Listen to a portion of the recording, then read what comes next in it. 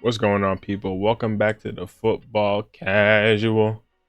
And today we're doing something a little different. Yesterday I said I got another video lined up before the Chelsea City game, and I want to get this video out before the end of December. So I hit 10 videos in December. You know, we're staying on the grind, trying to stay consistent. And this has been on my mind for a while now. But yesterday's game against Bournemouth really made me think I have to start putting something out on this, because Chelsea, we have all this depth, all this perceived depth, but our depth is some of the most useless depth in Europe, probably. You think we have all these players, but we can't figure out our best 11. We're doing all this rotation because we're trying to keep people fit, but it's really costing us games because we can't put together two good halves ever. So today I'm gonna be going through and showing you guys what I think is the best Chelsea starting 11. I don't know if we're ever going to see all you guys on the pitch at the same time, because that seems to be a struggle in itself. But I'm just going to go through, say what I think is the best starting 11 and why it differs a little bit from what I think maybe Maresca thinks is the best starting 11, maybe some other people think. But this is just the tactics I would employ. But, you know, I'm no manager, so let's see. Starting off here, I'm out here on FootMob lineup builder, and they actually have, you can pre-fill. So let's just hit Chelsea. Okay, so this is, I believe this is the starting lineup we went with against Bournemouth yesterday. And I'm gonna make some tweaks. You know, this is just showing that obviously this is not our strongest 11. This is just the team based on injuries, based on who was available, fit, that went into that game yesterday. But it's just giving you an idea of an 11 we might line up with. But you know, we're gonna have to clear this out just to show you guys this is not at all our strongest 11. But let's start. In goal, obviously, it's Robert Sanchez. Well, you know, at a point in time, it was not that obvious. At a point in time, you could very much argue Jorgensen should be in net, and some people still might argue it. But to be fair to Robert Sanchez, in 2020, I don't even want to say all of 2025, since the Club World Cup, Robert Sanchez, I think once Maresca stood behind him and said, "This is my guy," he's kind of turned a corner. I'm not going to say, you know, he's without fault. You still have the things like the Manchester United game, which was goofy. You still have like in the Aston Villa game where the dude's running and slipping on the edge of his box and taking the ball out of the box. I mean, you know, he still has that tendency in him. But for the most part, he's actually been decent this year. He's done well to keep us in games that we honestly should not have been in, because the defense has been diabolical. It's been actually rough. So even though last year, Robert Sanchez, I would have said, you know, get him out of here. And still, if I'm being honest, going to the transfer window, which is why I want to film this right now. This is on December 31st. You know, Happy New Year if you're watching this January 1st. But the reason why I want to film this right now is because going into the transfer window, this might give some ideas of where we need to strengthen. But as of right now, I would not say goalkeeper is our number one priority anymore, which is crazy to say. So let's move on. Let's go left back. Usually I go right back, but I feel like it's obvious to go left back. Marc Cucurella, obvious choice. Lock in this team, one of the best players on the team, in the squad. Cucurella is a surefire starter in our best 11. So, I mean, no need to even really talk about that. One of the best fullbacks in Europe over the last 2 seasons, ever since the Euros. Best left back in the Premier League.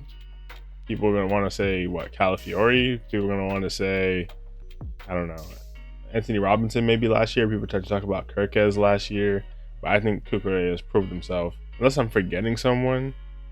I mean, O'Reilly's been good this year. Lewis Kelly was good last year. I mean, there are other good players, of course. But to me, Cucurella is the best left back in the Premier League.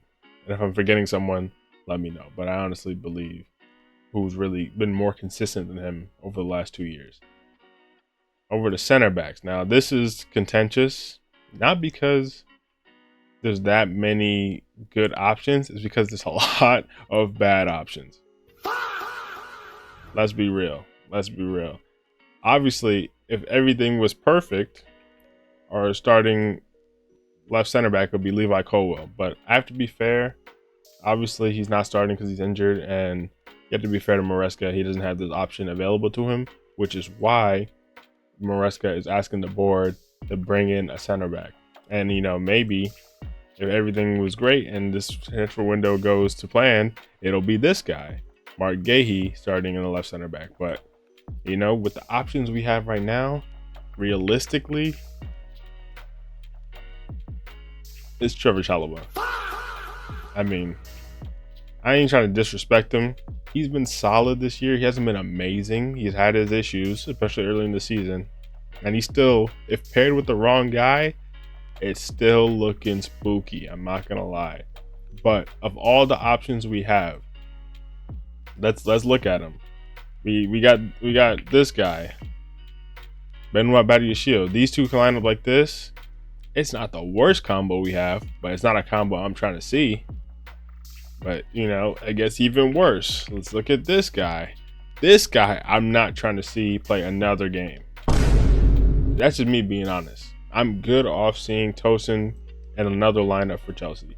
But if he is going to be paired with someone, it has to be the one guy I haven't mentioned yet. It can't be with Chalobah. It can't be with Badiashile. Usually they're probably lined up like this. That's not working out. You could even throw in Hato in there, but he seems more to want to play Hato as a backup left back, which is what it is. But realistically, I think even if you want to put Josh Achampong, this is a better situation than Tosin or Badiashile. I'll take that.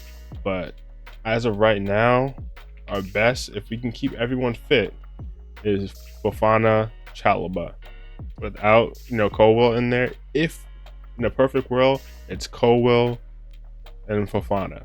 That's probably our best lineup. Realistically, we should still probably get in a better center back, but that's probably our best pairing. I'm curious to see Fofana and Josh, but they're both a little too right side dominant. I know Chalobah is too, but we're playing him on the left this season a lot because we were pairing him with Fofana. But I'd like to see Achampong and Fofana. I think there's some potential in that pairing as well. But as of right now, from what we've seen, this is probably the best we can do, unfortunately. Right back, I'm going to leave blank for now because I think this is one of those positions where things can get interesting, and I don't think Maresca is using it to its full potential right now. But let's go into midfield. I mean, this is the most obvious lock in the entire team. Moises Caicedo, our best player this year. You could argue over the last year and a half. I mean, in moments, obviously, there's another guy who is more important. But just if we're talking consistency, every game, availability too. I mean, Caicedo is what Caicedo is, man. He's just that good. I mean, we all know that, so I'm not going to waste so much more time. Now, this is where it gets interesting. On the left, recently, I think Maresca thinks it's this guy. He thinks Garnacho is our best left winger. You know, if we're being realistic, that's not the case. This guy is not good. We've seen enough. He's not the guy. I think Maresca thinks, okay, this guy's the backup for Garnacho, which is, yeah, this guy's supposed to be the best dribbler in the Bundesliga. I mean, he went and signed him, and he can't beat a man. It's I don't. Well, he can, but just the end product isn't really there. So I'm not sure what's going on. But usually, how we line up is we'll have Neto on the right, we'll have Garnacho on the left, and then we'll probably have someone like Joao Pedro up top. And let me spoil it. Joao Pedro is who I'm going to put as our striker. Although you could argue there's potential for Mark Guiu, but the numbers don't lie. This season's Joao Pedro, even though, you know, the main stat that's not lying is that this guy cannot take a shot. He's allergic to shooting. But if he shot more, you know, there's potential there. But all around play is decent. He likes to get involved. He showed some decent hold-up play even in the recent weeks. Something that we thought Neem Delap would be okay at. But I know he's supposed to be running the channels and stuff. But you're a big guy. You should be able to hold up the ball too. And against Bournemouth, oh my God, that was some diabolical hold-up play, bro. I don't know what I was witnessing, but he could not keep the ball for anything. But this is what this winger pairing seems to be Maresca's preferred winger pairing right now. I personally don't agree with it, and I'll tell you why. For now, let's put, obviously, our other best player, Cole Palmer, in his rightful place in the 10. Now, this is, if all things are right, this is what Maresca likes to see across this the three right here. I personally think this three is not functional. Neto is explosive. He beats his man, but he doesn't really do much with it when he reaches this area of the pitch. He tries, or he might cut back and play a ball to the back post, but Garnacho's not really there for it. So I'm not seeing this pairing working out, because Garnacho might try to beat his man. He's not explosive. If I'm being honest, he's not that explosive. So I don't know. For me, this is a dead wing pairing. What I like nowadays, or I mean, we've been wanting to see the whole season, but we haven't been seeing because he's been trying to work his minutes and he's been injured. But really, Estevao, this is the guy. I know 2025, we were playing it safe. We're keeping his minutes restricted. He's making his transition to Europe. He's young. Let's take it easy, play it safe. But we no longer have the room to do that. I know December, they said he was injured. Okay, whatever. I will let that slide, even though it happened to coincide with our worst period of the season. It's January coming up. We're battling for top 4, and we're not comfortable at all. Estevao has to become a starter, and he proved it in that Bournemouth game. He was by far the best player on the pitch. I don't care about GA, whatever. If you watch the game, Estevao was putting in a performance. On the eyes, watch the game. He was cooking on both sides. And I'll tell you this much. Coming into this, before yesterday's game, because I'd only ever seen him on the right and kind of in the middle, I was thinking, I want Estevao on the right, Neto on the left. To me, this makes the most sense. Neto on the right, and Maresca seems obsessed with Neto on the right and Garnacho on the left, or Gittins on the left. And I get it. He can beat his man and then maybe cut back and cross on his left, whatever. But for me, Neto is not decisive enough in the final third to warrant him having his dominant foot be the inside you can cut back foot. He's not that dangerous shooting from there, playing the final ball from there. I'd rather Neto be on the left. He can beat his man and then he can play a ball across the box on the ground, or at least foot height for players. Because right now, that ball he's playing from the right, he consistently plays a ball to the back post. And if Estevao's on the left, it just doesn't really make sense. And then we're doing a puzzle piece thing where it doesn't fit. So right now, this is my preferred 3. I said this before the Bournemouth game. We finally got to see it for like a little bit. Like, I don't know, it was like, what, 10 minutes in the Bournemouth game, 15 minutes.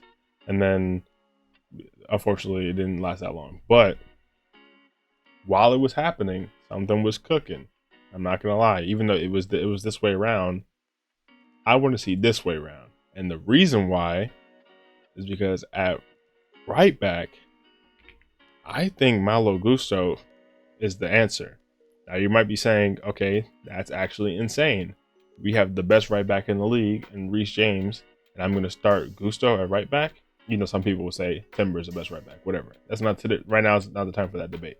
But for me, Chelsea is at their best when Gusto is at right back and he's overlapping. Then you keep these two back. Cucurella, you can come inside, pause, or you can. He doesn't really like to overlap like that. But if Cucurella plays on the same side as Neto, Neto likes to hold the width because Cucurella is not going to overlap anyway. This makes more sense. Cucurella can occupy these spaces if he wants, or Cucurella can even sit back with the 3, or Caicedo can drop back into like this area here. I didn't mean to really freeform that, but Caicedo can even drop back into that area there. Now, that's cool that you can freeform. That might open up some options. But for me, what the one thing Maresca has been missing with his tactics, he's obsessed with both wingers being high and wide. And I think that really limits our attacking options. I think it's okay if one of our wingers is a cut in, drift in, and the other winger stays wide. Or even if you want both to stay wide, we can have options, because if Estevao drifts in, Gusto bombs down the wing, which is the best version of Gusto in my opinion. If you want to go back to the Poch year, Palmer on the right, Gusto bombing down the wing, they fill in each other's weaknesses. For me, what Gusto's been doing recently, first of all, Gusto on the left, never again, bro. Gusto on the left is not it. Gusto in midfield, I know why he likes that, but on the ball, Gusto isn't, he isn't the most convincing for me. Gusto on the right, if he can bomb down the wing and then play that ball across, that even his crossing isn't the best, but it's better than his line splitting passes. I mean, I know he had that one assist earlier in the season, that was nice, but generally, this was the strength of Gusto. And now, this opens up the option where we could have Palmer on the right, Estevao in the middle. Because Palmer on the right is dangerous, but we haven't been doing it because we don't have that overlapping fullback. We've been having Josh Achimpong back there. We've been having Reece James back there, which, I'm not upset that he doesn't overlap anymore because we're trying to keep him from getting injured. So that makes sense. That's fair enough. But if we do this, now Palmer can go back to arguably his best position on the right. Well, you can also have Estevao out there. Either way, you could even say both of them are a little lightweight to play in the middle. They can swap during the game, whatever makes sense. You saw it yesterday. Where Palmer and Estevao, Palmer started in the middle, but they were drifting into each other's positions. And that made sense. It made sense with both of their skill sets. And then Neto's not going to crowd and he's going to give him that space because he likes to hold that width. And realistically, Neto's going to be up here when we're attacking. Estevao, I don't know why I did that. Estevao's going to be closer to like here. Gusto can bomb. And Estevao and Palmer can be swapping positions. Fofana's going to be a little deeper. Calaba's going to be a little deeper. Cucurella is going to be like here. And then that gives Caicedo a lot of space to roam. And realistically, that leaves my last person, Reece James. He can cover this space for Gusto when he bombs up. And Gusto has stamina. Gusto can get back too. That gives Reece James this place to cover if he wants. That gives Reece James opportunities to play balls over the top here, through here. Reece James' passing is way more expansive than Gusto, who he likes to play in the midfield. If you want to say Cucurella can push up here, occupy these spaces. Chalobah can come back. Fofana can be in the center. Reece James can drop back while Gusto bombs. And Caicedo can now cover this space with Cucurella. And Reece James can help. Gusto can help. It just makes a lot more sense for me, this formation, these players. Now you might be asking, there's one player that's really missing from this lineup. And that player happened to cost over £100 million, dollars, whatever it is, over 100 million. And that is Mr. Enzo Fernandez. Now, obviously, in this lineup I have here, there's no Enzo. And that might be confusing. Enzo, when he scored goals, he's become a good box crashing player this year.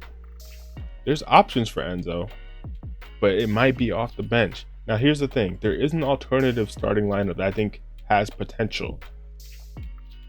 But that would mean Pedro Neto isn't starting. And then honestly, if Neto isn't starting, that means Garnacho, Neto, and Gittins all aren't starting. That's a lot of winger money we spent for none of them to be in a starting lineup.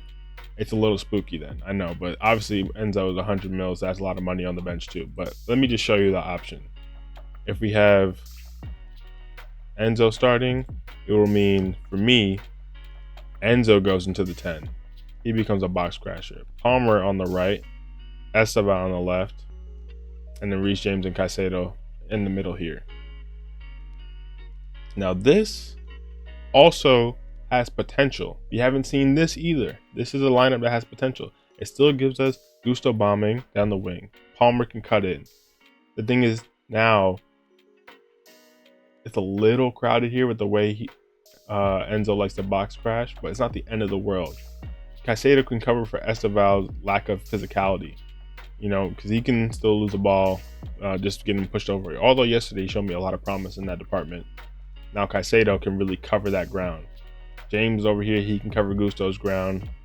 Cucurella can stay back or go up. Same thing as before, but now we have more of a box crasher and Enzo. The only thing is, for me, why this lineup is the only place for Enzo is because when Enzo starts in what the hell? When Enzo starts in here, for me, he abandons Caicedo. He loves to, because if he starts here, he's still gonna push up. He's still gonna be in those attacking areas, and then when we get hit on the break, Caicedo is covering all this ground by himself for the most part. Cucurella might help him out here, but for the most part, he's covering all this ground. And then all of a sudden, Caicedo's on the yellow card. And then we're like, okay, now Caicedo has to be a little contained to the rest of the game. For me, Enzo and Caicedo aren't the pairing we thought they might be, which is unfortunate because I think Enzo's deep flying playmaking, the balls over the top, he has that in his locker, but on the defensive side, it's just not as complete as you would hope it would be. So that's why we were hoping, we could get a Romeo Lavia, this guy. He can't stay fit. Like, it just is what it is. This is the pairing we'd all love to see. He can't stay fit. So realistically, Santos you could say too, but clearly Enzo Maresca is not favoring him. So realistically, we're looking at something like this or this. I think Palmer and Estevao have similar strengths to the game. Obviously, Estevao more can beat a man one-on-one, and Palmer has more of that line breaking pass in him, which is why I think this can work with Gusto. But I think them swapping through the game, and you have Palmer cut in on his left and shoot. Estevao can maybe dribble through the middle a little bit. There's potential in both ways. But if I had to say our strongest 11 at the end of 2025, going into the 2026 transfer window, it would be Sanchez at starting at keeper, obviously. Gusto at right back, Fofana, Chalobah, Cucurella, Reece James at defensive midfield, Caicedo, Estevao on the right, Palmer in the middle, Neto on the left, and Joao Pedro up top. Hear me out. I know it may be a little controversial in some of the positions with no Enzo Fernandez starting. But I think if we could see this lineup play out, obviously we don't have the rest right back in the league playing this position. But he's proven to me he's low-key one of the best midfielders in the league when he's actually playing in there. This brings the most out of Gusto. This brings the most out of either Estevao or Palmer. I think this covers up a little bit of Neto's weaknesses in attack. I don't know. Let me know what you think. Let me know what you think our best starting 11 is. Do you hear this as an option? We haven't seen this lineup start yet, so you can't completely rule it out. But do you hear it as an option? Do you think I'm going crazy? No Enzo starting. We spent 100 million on him. I'm not gonna lie. Maybe that's a sale at some point. I don't know. But let me know what you think. Put your starting 11 in the comments below. Am I completely wrong? Do you agree with some of it? Do you agree with all of it? Do you agree with what Enzo usually goes with, which is Garnacho and Neto? What do you think about what I said about Neto being stronger on the left and on the right with some of his weaknesses? I don't know. There's a lot to this, but going into 2026, this is what I would like to see. While we don't have all our players fit, because still obviously Colwell would be in there in an ideal world. But thank you if you made it this far. This video was longer than I expected, but I appreciate it if you made it this far. As always, please like, subscribe, all that good algorithm stuff. And we'll be back for Chelsea City.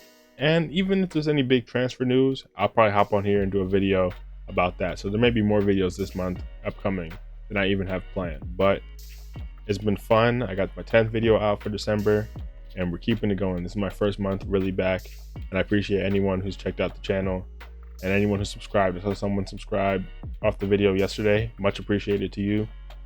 We're keeping it going. Happy New Year, like I said. I'll see you guys in January for Chelsea City. Peace.